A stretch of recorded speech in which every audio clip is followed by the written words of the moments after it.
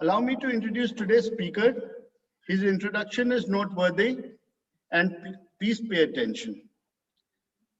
Mr. Vinod Sharma, a successful entrepreneur, has spent 25 passionate years in shaping Deki Electronics Limited into a world-class film capacitor manufacturer. The company has recently diversified in order to serve the electric vehicle industry, offering state-of-the-art chargers and an innovative parallel battery drive. Enthusiastic, value-based participative management and high levels of customer orientation have ensured an annual average growth in excess of 20% over the last 2 decades. He plays a very active role in the electronics community in India, investing a substantial amount of time and effort in serving industry associations and representing the industry at several stakeholder interventions. He has held leadership positions at Alsina, at the Export Promotion Council, ESC chairman. He's been a chairman from 2012 to 2014 and at CII, National ICTE Committee. He was elected the chairman CII UP State Council. He was awarded the Electronics Man of the Year during 2013 by EFY and by Alsina EFY during 2017. Mr. Sharma is a keen trainer and consultant. He allocates a part of his time towards enhancing competitive management skills in managers and entrepreneurs around the world.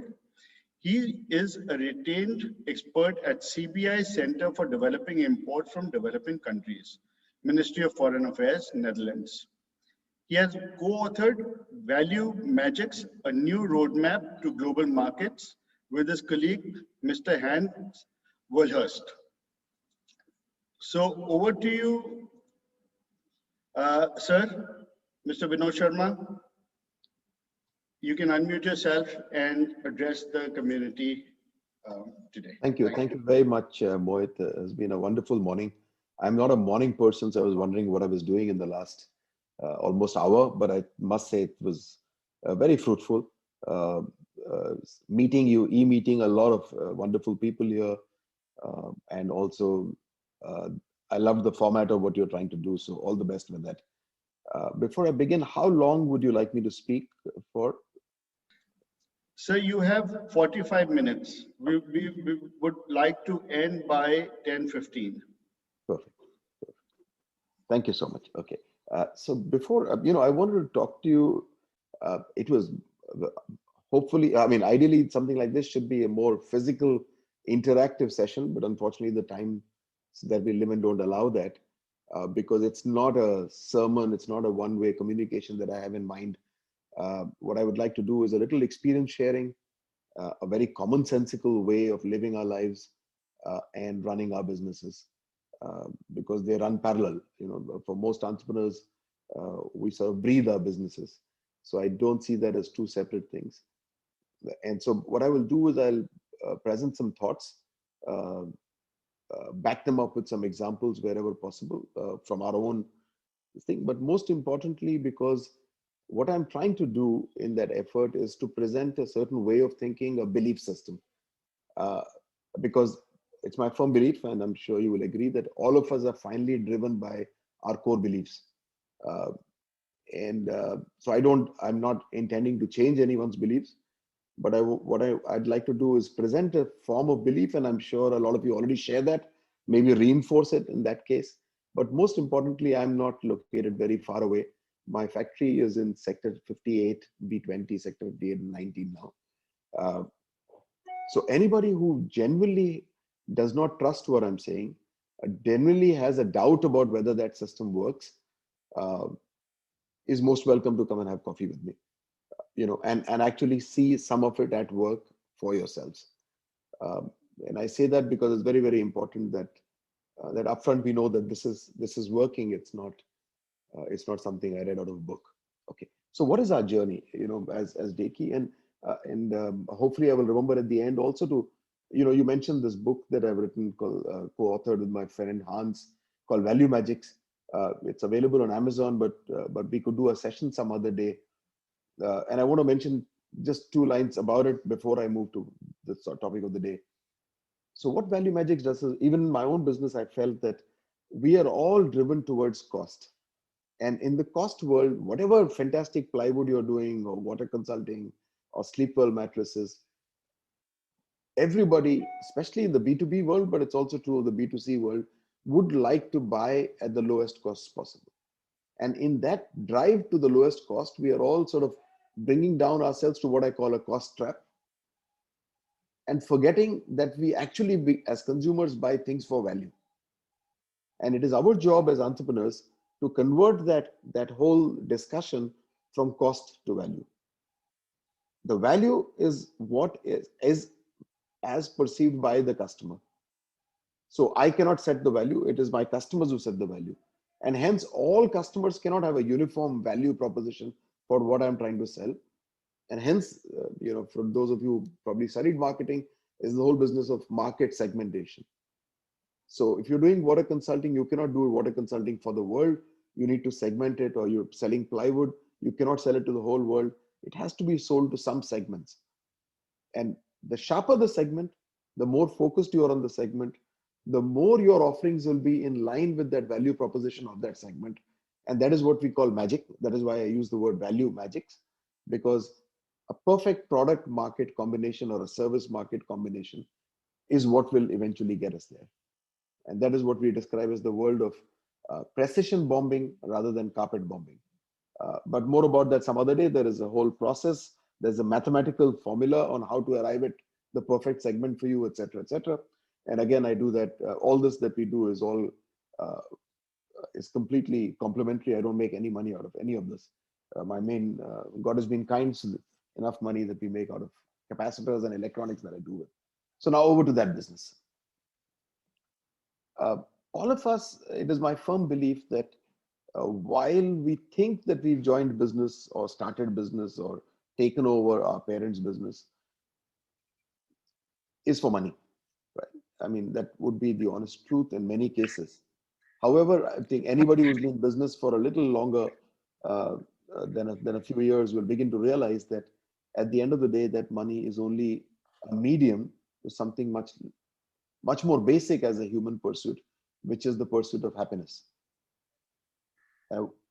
What kind of concerns me a lot when I see my colleagues around the world doing businesses is that they begin to think that happiness will be pursued at the end of the business or as an outcome of the business. They can make some money, put it away, and have happiness some other day. And it is not necessary that you are being happy, you are having a really happy life while earning that money. And not only for yourself, but I use the term inclusive there, that you happiness की एक बहुत मजेदार चीज ये है कि वो आप अकेले नहीं मजे ले सकते. Nobody can be happy on his own. You at least your loved ones must be happy with you. Hopefully the people you work with daily must be happy with you. Your well-wishers must be happy with you. So there is no one way that we can be happy. So let me break that up a little bit and say, so what is this happiness that I'm talking about? You will all recognize that you're much younger, and I still try to do that on a regular basis. One of the definite activities that gives us a lot of happiness is sports. And just across where I live, there is a nice football ground. Kids play football, and I'm now playing football with the third generation actually, because people moved on, and and what I find is that when you observe little kids playing football, is that here is a game where nobody is getting rewarded. There are no prizes at the end of it, but everybody is exerting themselves in the winters or in the summers, sweating themselves out and rolling in dust, getting injured, but still this all seem to be having. I mean, you can see happiness on the ground. Why? Why don't we see that happiness in our workplaces? What is it that differentiates a game, this play, from a naukri, from a job, from work? And if you look at that one layer, one of the things that I notice is that in a game, we are all very focused on winning. At the end of the day, even the guy who doesn't win has some fun while doing it. But a game would be no fun if I covered the scoreboard. And I said, your job is to defend. You please stand here and defend every ball that comes to you. Don't look at that scoreboard. That's nothing to do with you. Now, in most of our companies, that's exactly what we do. We cover the scoreboard. It is not the business of my security guard uh, or the HR person or even my production manager, normally, to know what my profitability is, to know where we are headed, how well are we doing on that target. So we break up that target into his personal KRA and then try to grill him over that personal KRA and assume that all these KRAs are so aligned that eventually they will land up to that one purpose of that whole organization, which is probably to make more money. So the one lesson I learned from this simple game of football is that not only that scoreboard is important, that whole feeling that we are either all winning together or losing together is obviously a substantial part of that feeling. But it's also how we align ourselves. So if you notice in a professional football field, uh, you will find a rookie sitting on the bench who probably is going to get his debut game today, his first game, and he's really anxiously waited all his life almost for that moment where the coach will ask for a timeout, will put out an exchange scoreboard and tell this young kid, okay, get up, your moment under the sun has come now. So obviously this guy is very excited, as you can imagine, but as he is going into that ground for the first time at that level, this coach always holds on to his knickers, to his shorts, and whispers something in the ear. And I always wonder what that is. Because after this guy's been trained for years, I mean, what is it that you would like to say to somebody who's just entering that field for the first time at that platform? And most likely, the coach tells him, hey, son, get in there.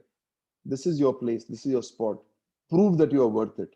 And you have 10 minutes to do that because that's typically the amount of time a young player on the bench would get. What goes on in that person's mind is that he might be actually a defender whose job is very simple. At that time in the game, this team is probably just losing by 1 goal, only 10 minutes left in the game, and they don't want another goal to be scored against them. So his job is very simple and cut out actually, is that as soon as he gets a ball, he moves it out of harm's way. He gets it to the other side as quickly as he can. But now doing this, he's thinking is not going to make me look good as a player. So what he begins to do is he probably dribbles with that ball unnecessarily. He tries to show how good he is at his game. And maybe what he does is not aligned with what the teams ask at that point of time is. And this is what happens to a lot of our organizations. Not only we take away the scoreboard, hide it away somewhere, make this really good fun thing of called business into a chore, into a work routine, drudgery for many people. But we also then add a KRA level layer, which is not necessarily aligned, at least as he understands it. It might be aligned from an HR or written perspective to that final goal. So that is one layer of happiness. Another, I follow this Buddhist group, Nichiren Daishonin's Buddhism. Very interestingly, they define sensei defines. He says happiness is not uh, no obstacles, no constraints, and no challenges in my life. Happiness is the ability for me to be able to overcome and resolve my challenges. So anybody who has that consistent ability to do that is generally happy. I mean, happiness, nobody gives you a guarantee that you will get no obstacles in your life. Now, if you look at the organization again from that perspective, and we say, is my organization, are we talking enough? Are we agile enough? Do we huddle together in times of a crisis? Or like COVID happened, am I the leader who takes all the calls and then I just communicate it down to people and for them, they either take it or leave it. Uh, so the ability of an organization to be able to, it's like a family, right? So a family is happy when not necessarily all members are doing well, let's say from a health perspective, but the family is happy because whoever goes down, the rest of them will all pitch in, make sure that that person is comfortable, gets the treatment that it requires, etc., etc. Again, in organizations, commonsensically, we are told, most MBA schools and business schools tell you, yeah, I mean, of course, you ask after that guy whether he's well or not well. But then we'd also say, hey, look, this is a tree of efficiency. If there is one branch that is getting a little inefficient, is not the world's best, chop it off. Be ruthless. Um, because at the end of the day, our job is to be the most efficient that is possible. And so obviously that belief system that by being ruthless, by being cutthroat uh, with our supply chain partners, and I'm not only talking of our own employees, uh, by negotiating really hard to a situation, a hard negotiation normally means that I win and you lose. At least that's how I'd like to walk away from the table. But this realization that a only sustainable negotiation in the world is a win-win negotiation. I negotiate to the best of my ability, my terms, but in such a way that the other person also leaves the table uh, equally satisfied. And that's the only way it's going to work in the world. And so maybe that is happiness. Uh, that understanding that uh, where all of us are not. It's very difficult to be on the same page, uh, but it's uh, but at least we have a similar goal, and we are willing to live in a win-win world. Vasudevaya Kutumbakam, and realize that we are not different from our supply chain partners. Today, China. I compete with China at zero duty for the last 15 years in capacitors. Every single capacitor we sell, we compete with Japan on quality, with Germany on reliability, and with China on prices. And like I jokingly add, with India on payment terms. And it is in that environment that we have grown at 20% year on year. It's a very, very capital intensive business. For 100 crore turnover, we have 100 crores of investments in the plant. It's that technology and capital intensive. So how do you do that? I don't do that. We have 640 people today. These 640 people, they were 40 people once. And all I have done is sort of help them to enable them to think in a way that what is the difference between an employee and an employer? What is the difference between a worker and an owner? I think it's only a difference in our attitudes and in some of the policies that we lay around that. So those 40 people who were there in the company first, I always thank them saying, you have done something remarkable. Each one of you has created 16 livelihoods each. And that's how we became 640. My message to the 640 today is the same. Do exactly what those 40 did, which is to add 16 jobs each. If you do that, we will be a 10,000 people company. And hence, more money and hopefully more happiness will be assured. More money can be assured by strategies. More happiness cannot be assured by plain strategy, plain business strategy. There is more to it. Similarly, even if I look at my own individual happiness, one of the key things that a lot of us left jobs, started our own businesses, is that I don't like the idea of asking somebody for leave. However senior I would become in an organization, I still need to ask somebody, hey, I want to go for 10 days holiday or et cetera, et cetera. At least you have to apply to somebody. So a lot of us enjoy this freedom now as entrepreneurs or businessmen. I'm a master of my own, I say. I can decide any day. But if we ask ourselves, the truth is that we are probably, many of us, because of the kind of work routines we have followed, the kind of lack of processes we have, the kind of lack of delegation that we have, we are actually more tied down than any worker. Even your help at home can suddenly call up and say, I'm not coming. But ask yourself whether you can do that. In many cases, you can't. Oh, no, there's an important customer coming today. There is an important ISO audit happening. There is an important supplier meeting. I have to meet some government official to get a license. So we guys have actually tied ourselves and bonded ourselves even more than bonded labor. That's not what we set out to do. So even at an individual level, if that happiness, if that the pursuit of that happiness is finally what we want, then some of the belief systems, some of what we learned in college, management, hierarchies, organizational structures, I think have led us down the wrong path. I know I'm not assuming that any of you are on this path, but like I said, the idea was to just provoke ourselves into thinking a little bit, what I would call conscientious management. Every action that we have in the world, individual level or at an organizational level, has repercussions, has a reaction somewhere in the universe. It may not be obvious to me. So when somebody comes to me with a leave application, I'm in a bad mood, I tear it up or I throw it in the dustbin and tell him, get out of my office. There is a very negative response I'm doing. And then I talk to some of my colleague or my wife or somebody at home and say, hey, I've got a bunch of idiots at work. I have to work all the time. I'm so stressed out. Sorry, no. You are being a terrible leader. These are the people that you recruited. Nobody asked you to recruit them. When you recruited them, you're probably not made their targets clear. Maybe that guy in your office is as confused as that rookie player in the football. He doesn't know whether he should save his job or whether he should save the team. So somewhere the clarity of communication of what we want to be done as an organization, how we dealt with, for example, during the COVID crisis. I mean, did we really talk to the people? Was somebody speaking to them? We formed teams in our case. I can give you an example. And here's, so out of 640 people, there are still 200 people who, what we call in loose language, they're contractual workers or casual workers.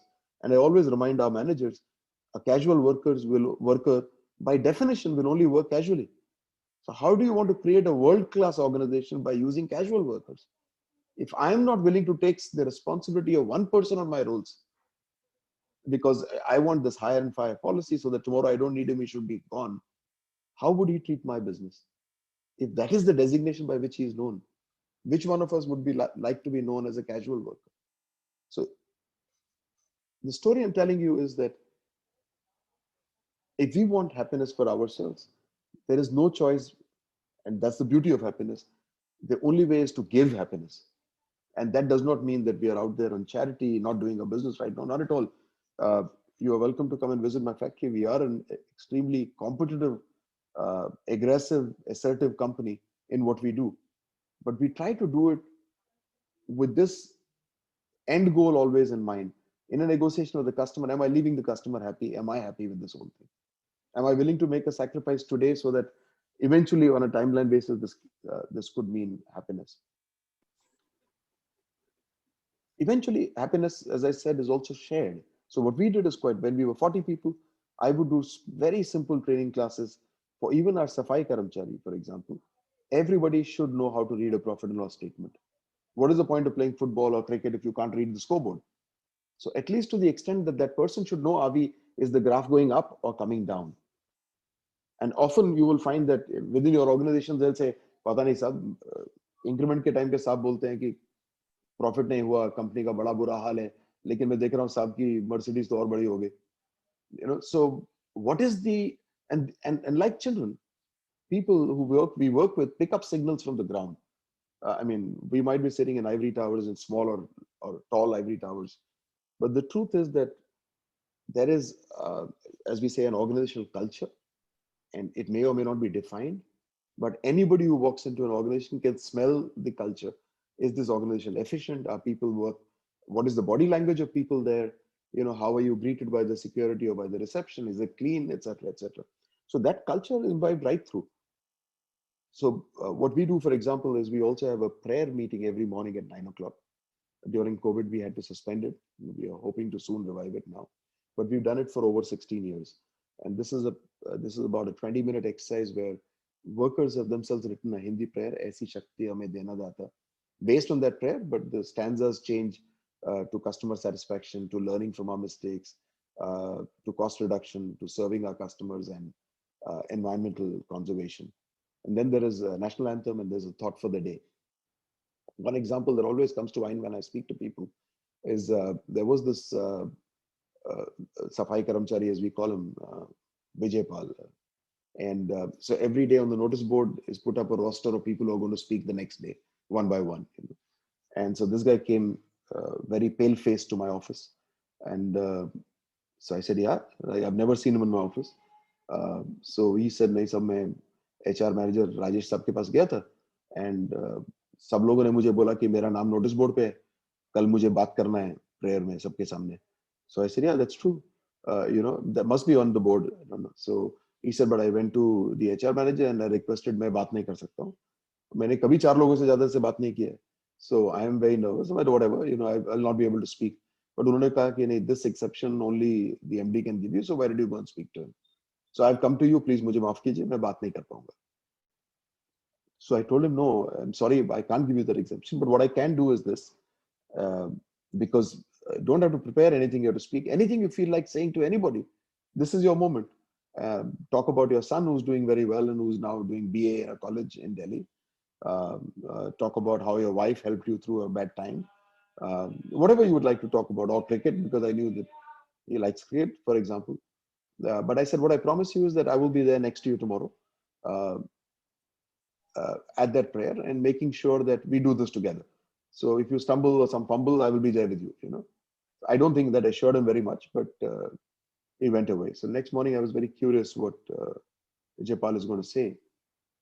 So this guy comes in, and I told him just focus on the first four guys and forget the rest. So you're still speaking to four people. That would be my way of dealing with a nervous situation like this. So this guy starts and he says, "मैं कल रात को सो नहीं पाया because मुझे आज बोलना था." फिर जब मैं सो नहीं पा रहा था, मैंने सोचा कि मेरा काम क्या है. तो मेरा नाम है, मुझे सफाई कर्मचारी कहते हैं, तो मेरा काम है सफाई करना. तो मैंने सोचा कि मैं क्या साफ करता हूँ. तो फिर मुझे लगा कि मैं वो साफ करता हूँ जो आप लोग गंदा करते हैं. तो मैं अगर आप लोगों से कहूँ कि थोड़ा गंदा कम करें, तो मेरा काम कुछ अच्छा हो जाएगा, आसान हो जाएगा. टीचर्स, मुझे बड़ा बुरा लगता है जब मैं पढ़ा लिखा नहीं, मैं कॉलेज स्कूल नहीं गया, आप लोगों की तरह पढ़ लिख कर नहीं आया. लेकिन फिर मैं देखता हूँ कि रोज आपको कहा जाता है अफसरों से कि ये मशीन को आप साफ नहीं करते. इतना पढ़ लिखने के बाद भी आप मशीन को साफ नहीं रखते, तो मुझे लगता है अच्छा ही है कि मैं कभी पढ़ाई लिखाई नहीं किया. He gave them the best critique I have heard ever on 5S and on housekeeping. He told the women employees, he said, बहनों आपके बड़े अच्छे लंबे बाल हैं, लेकिन कितनी बार मैनेजमेंट आपसे कह चुका है, उन बालों को आप उस वॉश बेसिन में डाल देते हैं. इन हाथों से मैं रोज उनको निकालता हूँ. तो मुझे उस समय बड़ी घृणा आती है अपने काम से.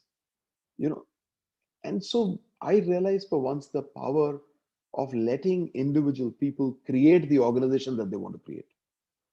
It is there like us, it's also there only one life.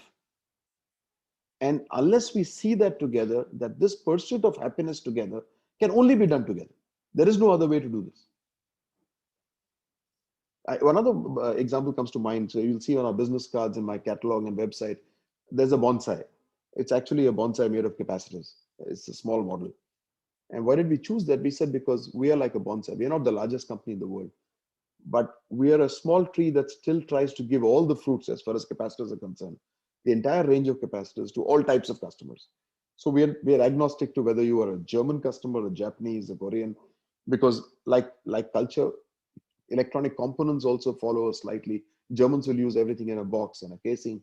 The Japanese and the Koreans use it in what we call a powder coated form, etc., etc. So we decided as a company, as a business strategy, that our offering would be one-stop shop so that they can get all types of capacitors in one place. This was long back, and then over the years, we have also changed based on what the customers wanted, and with God's grace, grown to a large scale now. When I say large scale, um, uh, my father-in-law, who started this company in '84, had a license. And the license was only to do, you will remember that the license, Raj, he could only do 10 million capacitors per year. If he did more than that, it was an offense. It was, however, today we do 4 million per day. And it is my dream that we will end up at 10 million per day. So that is possible. That's possible because in that prayer meeting that I talk about, every day, workers are invited to give suggestions. There's no suggestion box. They write a suggestion, they give it to their supervisor. It's in fact the supervisor's KRA to get more and more suggestions from his people, because I find that's one of the most positive, because he goes to him and says, "Yaar, kya hua? Teri tabiyat theek hai? Bade dinon se koi sujav hi nahi diya tune." So instead of the guy complaining, we want the supervisor to go to him and have a positive dialogue. And if the guy even comes with a complaint saying, "Yeah, light theek nahi hai, ye machine theek nahi chal raha, main kab se bol raha hu, spare nahi mil raha hai," we said, "Why don't you convert this into a suggestion?" Because on Friday evening, there's a workers' committee meeting, which will decide all acceptable suggestions. There's only one executive on that committee just to guide that team, but it's largely workers who decide that. Saturday morning, every accepted suggestion gets 50 rupees as a prize. There are workers who are earning more in reward from a suggestion scheme than their salaries today in Deki. And we have implemented 42,000 suggestions over the last 14 years. So when people ask me, how is it that you compete with China on price? I tell them I have 42,000 reasons, or suggestions and thoughts and ideas that have come in. It's my belief that the biggest happiness we get is when we build something, when we contribute, when we give. It might be a small idea, and when we see that little small idea, somebody's idea might be, this tube light is too high, can you bring it down a little bit so that I can watch the capacitors better? For him, if he's a visual inspector, that's the best suggestion he can give. So nothing is like a small or a big suggestion. But imagine the happiness he takes home when he says, "I made a suggestion today, 2 days later it was implemented." and he has something to tell his wife or his kids at home as to what he does. Otherwise, he has a very dreary life, unfortunately. So the whole idea, uh, uh, I was talking to you about the bonsai, and so we use this also once in a very interesting, innovative way, and um, I'd like to use that as an example. So there was a gentleman, Suryanarayan Gupta, I still remember. This guy was typically uh, one of those very smart workers, but who was a deviant. He wouldn't follow uh, the beaten track. He would always, he was innovative, he was smart, but he was also disruptive. So after he does his work, he has a lot of extra time. He goes and starts troubling somebody else. So there were all sorts of small disciplinary issues coming up with this guy. In our wisdom, or in his supervisor's wisdom, we decided that this guy is better outside the factory than inside the factory. So he was made in charge as what we would call a spare parts runner. He was a mechanical chap. So we buy some small toolings and mechanical spare parts from other vendors within Noida and Ghaziabad. So this guy would pick up a scooter, go and pick them up, and bring them. And so we thought we had dealt with the problem. Till a little later, one of these vendors called me one day and he says, I've never spoken to you, but I know the kind of company you run. Something very untoward happened and I was part of it. This guy asked me for some money and he said it was urgent, etc., etc. But I realized that it was a bribe and I shouldn't have done it. But I gave him a check. And so I said, did he encash the check? He said, yes, he's encashed the check. So I said, okay, can you, make some time and meet me tomorrow in the office? I'd like to know more details. And obviously this was unacceptable. Uh, a little later, while I was still thinking about how to deal with this in the best way, I began to hear all sorts of murmurs. And this vendor called me again and he said, "Sir, bahut badi galti ho gayi." I didn't realize the guy had actually taken a small loan. In fact, he came already to return it to me. He said uska bachcha bimar tha. And the whole story was cooked around this, which I didn't believe. I knew that this was a lie. The vendor was probably warned um, or cajoled into this way of thinking. And so obviously he, in a way, withdrew his complete complaint or even this incident. Um, I didn't want to do something which was legally not acceptable. We don't like to do that at all. So I wanted this to be dealt with in a very fair manner.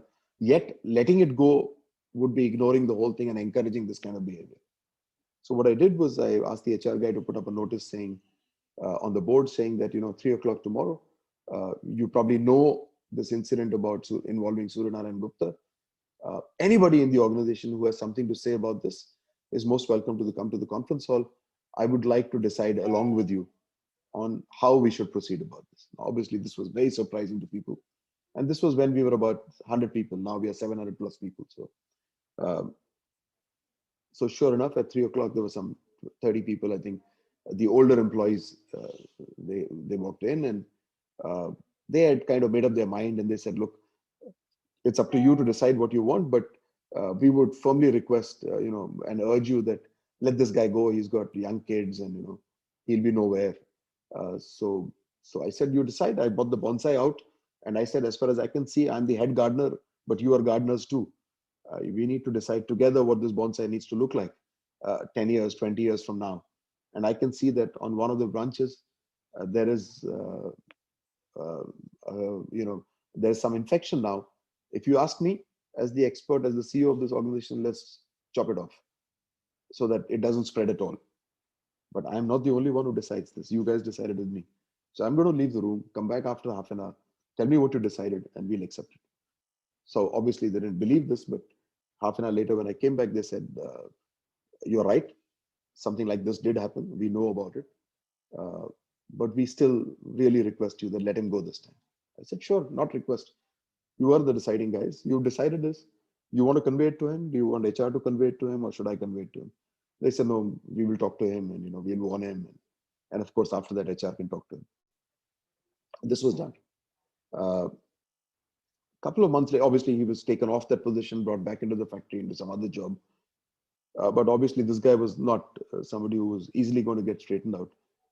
So 3 or 4 months later, I had this lady who was handling our stores, who's also been with us for a long time. And she came crying to me, literally weeping.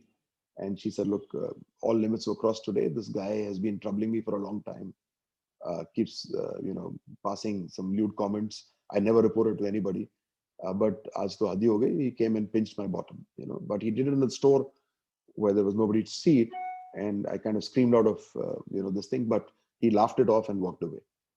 Uh, so I said, this is absolutely unacceptable. You know that these things are not acceptable in our organization. So uh, could you please write this down? I'm calling the HR, report it, and we will handle this in the sternest manner possible immediately.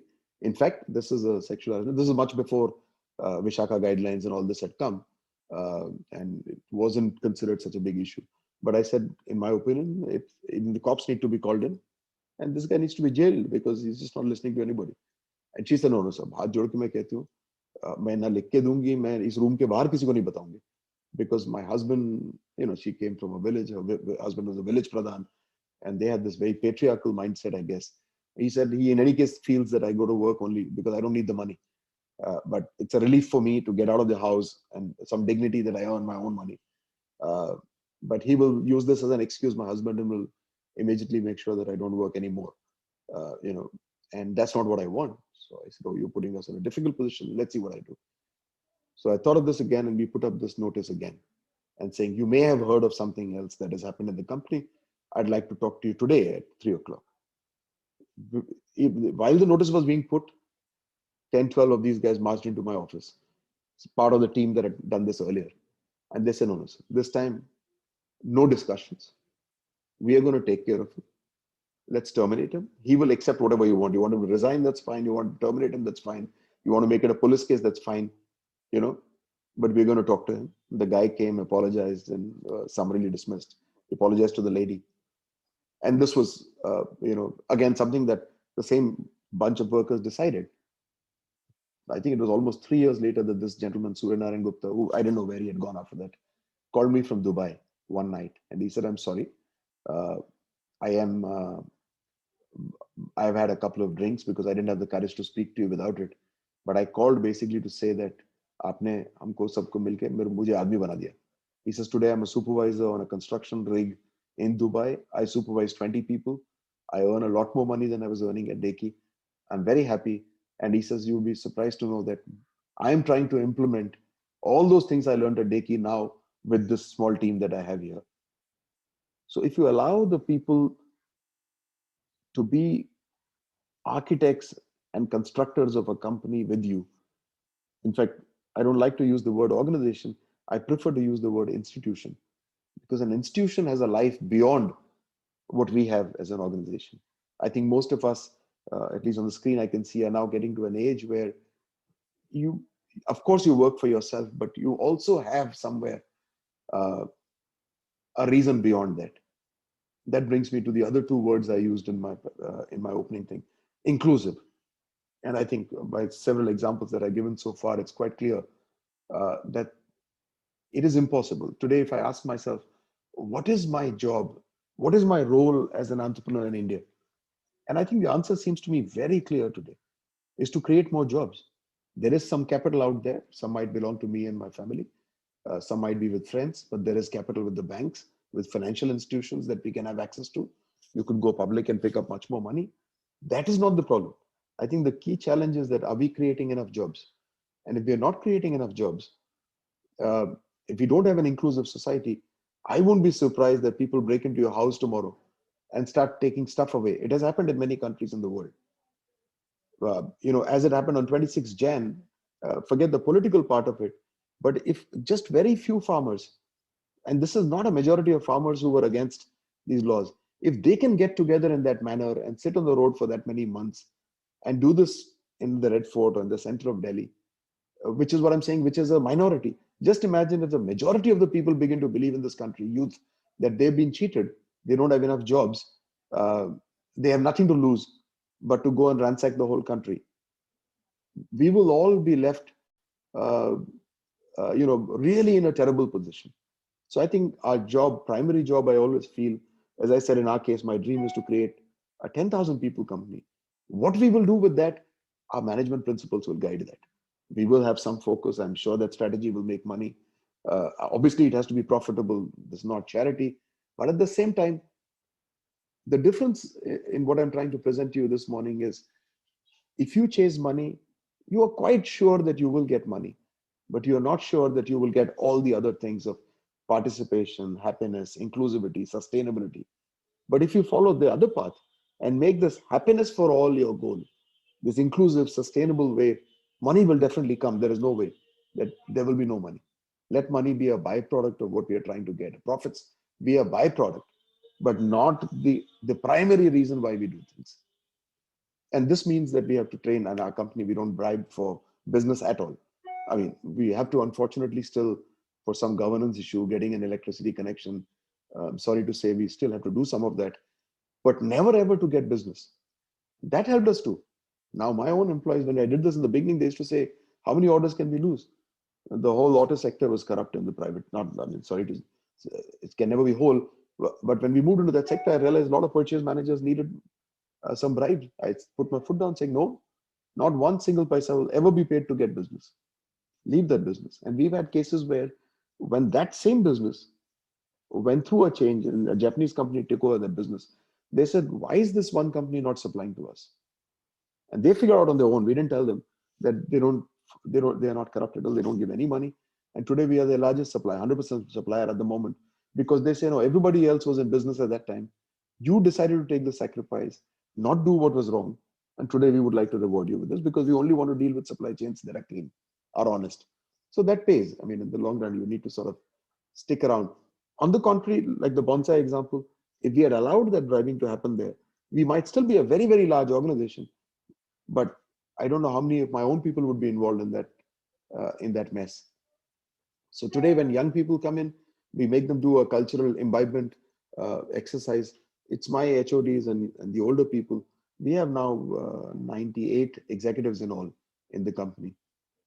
We have never lost in any year more than 2 executives out of 98.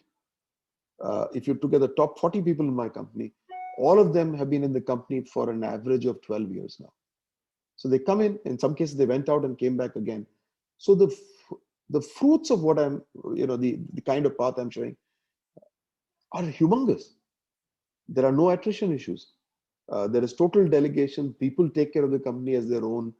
It gives you a lot of free time to do what I'm doing today. We are in the largest expansion mode as I speak today.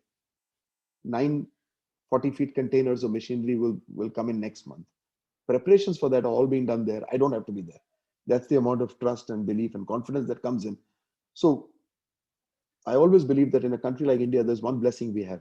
There will always be somebody at one specific task who's more talented than I am, who's more focused than I am, and he's much cheaper than I am. So let them do that job and create in the meanwhile. But some of the things that you can do, for example, this morning, what we heard about the plywood example, the depth of knowledge you have about wood, none of your employees can have that. You have a purpose to serve in society, to educate people about wood. Use that to your advantage. Not only your business will start flowing, but I'm sure that your employees will get motivated, that they don't work for any plywood dealer. They work for a company that believes in wood, that believes in good quality, that believes, as you said, in not chalta hai. So there's a big message we are leaving out there. The last few 5 minutes maybe, I use the word sustainable, and so I said how to build a happy, inclusive, sustainable business. I might call it, I'm thinking of a better name for it, but acronym for it. But sustainable, we often think is only in terms of environment. It is absolutely. If there is no planet, there's only one planet, as they say. And if we don't take care of that, Punjab manufacturers, factories have done reverse boring, and they put poison into our own water table, and they're surprised today that cancer has gone up. I mean, how stupid can we be? How short my term can we be? And you don't need somebody from the government to come and catch you or tell you that is criminal to do something like that. Similarly, every extra capacitor we make, every extra raw material we make. So we've connected in our own organization this whole waste. So there is some capacitors that will go waste. Like I said, we still at about 2% rejections, which is one of the best in the world. But 2% of 4 million every day is still a lot of capacitors. And those we have to destroy them because we don't want them to get into the spurious supply chains. So we have a large hammer motor which destroys these. 2 people wear helmets and full suits and destroy them. And after the prayer, some people are invited every day to go and look at that destruction happening. Because only when you see that something that hundreds of people around the world made that film, made the powder, made the wires that we use, And then hundreds of us got together and made a nice capacitor. But because of some mistake, some error somewhere, 2% of them were not good capacitors. Only when you destroy, you see it being destroyed in front of your eyes, you realize, and that whole thing will go into a landfill. Like I tell them, आप धरती माँ की बात करते हो, उस माँ की कोक में कुछ अच्छा नहीं डाल पा रहे हम ये waste capacitors डाल रहे हैं. And that to me has been one of the best ways to communicate to people that control of waste management is nothing but environmental management. So carbon points are for people like us, or do you want to fly business class? You will burn so many carbon miles. Economy, that's all for Padalika people like us. But everybody has a chance to contribute to the planet.